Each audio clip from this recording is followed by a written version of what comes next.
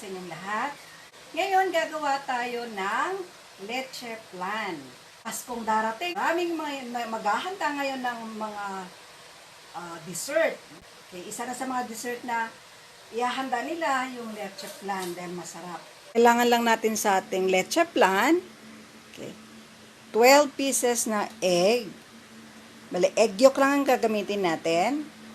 Okay, 1 cup of sugar, 1 can of evaporated milk o yung malaking lata na 370 ml at saka vanilla essence.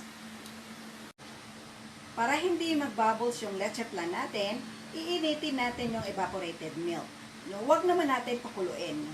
Makita natin na umiinit na siya o nag-i-steam na siya ng konti.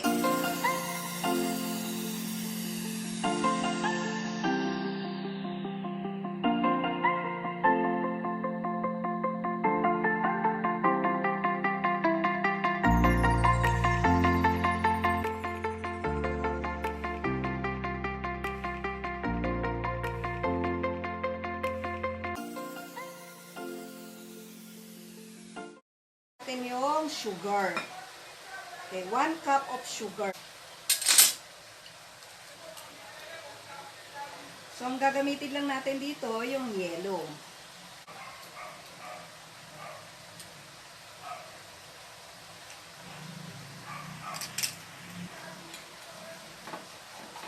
So, ito yung 12 na egg yolk. Okay. So, yung egg white natin, no, pwede natin gagawin yang mayonnaise. Ng vanilya.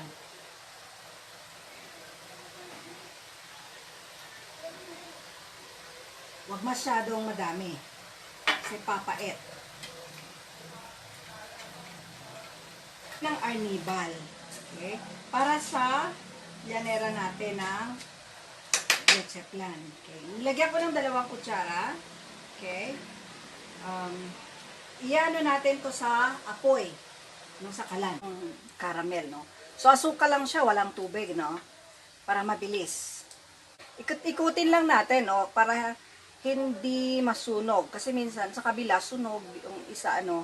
So, ikut-ikutin lang. So, ganun lang, no? Ang paggawa ng caramel.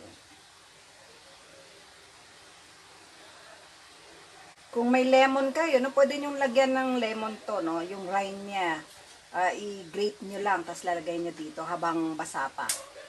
Sasalain lang natin yung ano natin.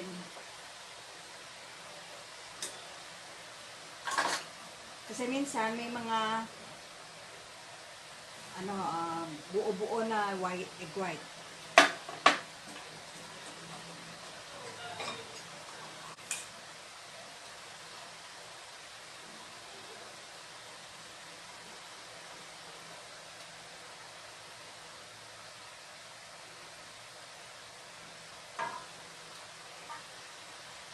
Dapat mayroon na tayong pinapainit na tubig. No? Pinapakulo ng tubig. Para pagsalang natin ito. Okay?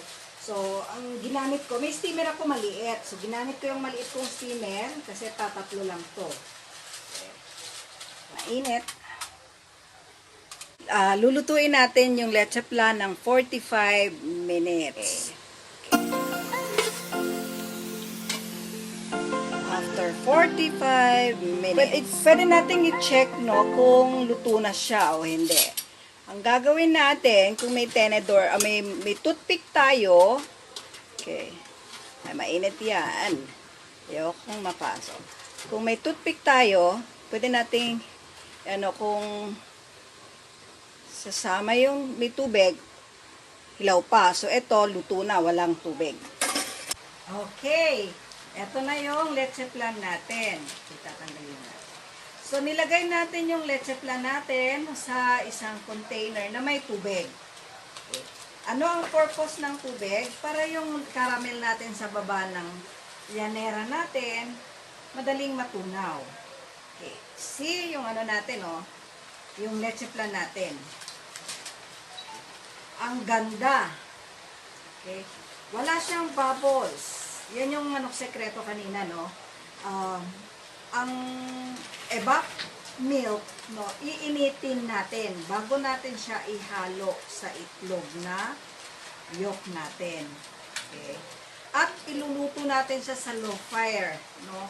Kasi ang tendency pagka malakas, bubula ng bubula, aapaw yung ano natin, yung leche flan natin, aapaw, so nagkakaroon ng mga bubbles. So eto, no, perfect siya. Okay? Makikita natin, no? Ang ganda. Okay. Subukan natin, baliktarin yung ano natin. Leche flan. Okay.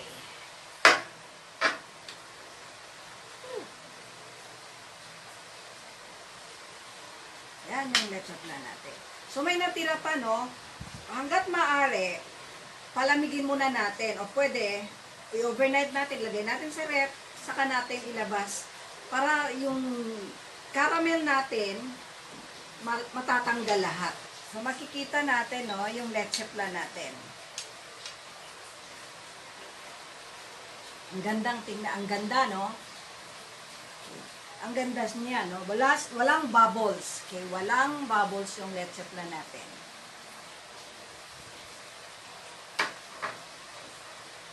Okay?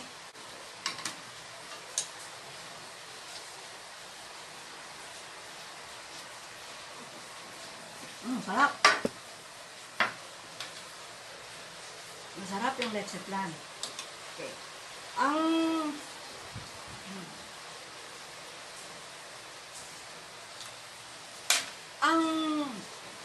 paggamit ng ang difference ng paggamit ng evap, no, na walang condense, pagkakainin mo, diretso, no, suabe. Hindi sasabit sa dila mo o sa sa ngalangala mo. Ito yung gusto ko, no, na diretso, no, maganda yung pagkain mo, hindi yung dumidikit. Salamat, no, sa panonood. Okay? Na sana may natutunan kayo sa ating paggawa ng leche flan. Okay? At sa susunod, okay, magkita-kita ulit tayo. Please subscribe and share, no, sa ating segment na to. Okay, salamat!